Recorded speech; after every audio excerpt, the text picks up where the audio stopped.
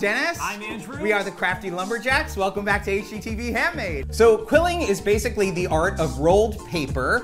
You can buy a kit online or you can make your own. The kits are really inexpensive, so we bought an inexpensive kit that we're gonna start with. It's so simple, anyone can do it. Pop on some TV and just roll your little papers. I know, it's really satisfying. Yeah, so you kind of get into that zone. Our kit came with a precision glue bottle, Slotted tools, tweezers, scissors, and of course paper. All right, so we're gonna start showing you some basic coils. We're gonna start with a tight coil with no space in between the rolls of paper. They have a little slit here in the center, and just roll as evenly as possible. We don't want any tornadoes or anything like that. A tornado is when it becomes uneven. Yeah. And then kind of guide your finger, your forefinger and your thumb to kind of keep it even. And then we are just gonna roll, trying to keep the paper as even as possible. As we spin, we're just gonna roll with it. All right, and so for the tight coil, you're just gonna glue the end. It's really important to use less glue than you think. All right, next we're gonna do a loose coil. It's really similar to the tight coil, but at the end, we're just gonna open it up. So when you get to the end, you're gonna take out the tool, hold it in your fingers, and then this is the magic. You're loosely gonna open up your coil. All right, so the same thing, we're just gonna use a little bit of glue right on the end. There we go, there's the loose coil. And now we're gonna show you how to do a teardrop coil. Again, it starts the same way as the regular tight and loose coil.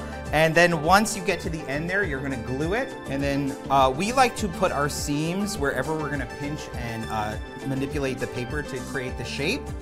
So I'm going to have the seam on the top there, and I'm going to squeeze to make the teardrop shape and just kind of manipulate the center of the paper down a little bit and then squeeze into a teardrop. Look how cute that is.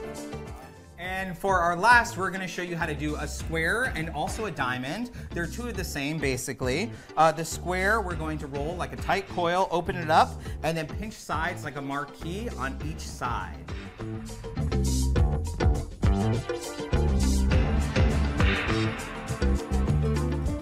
And now we're gonna do the diamond.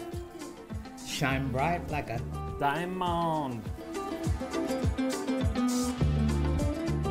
And this is the basic shape of the square, but instead you just kind of want to pinch it a little more until it looks like a little diamond.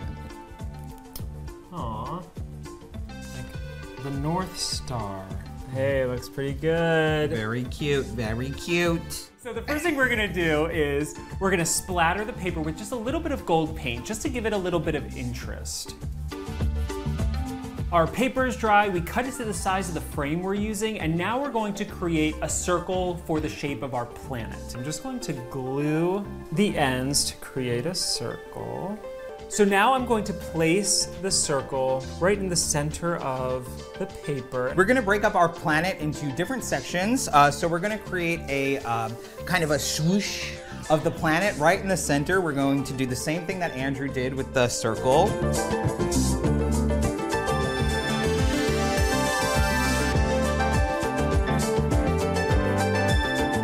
All right, so we created a planet, and now we're just gonna finish it off by adding some stars around it. To finish it off, we're gonna pop it in a shadow box. You wanna use a shadow box rather than a frame because it is three-dimensional, yes. And it's just gonna elevate the whole project. To quill or not to quill.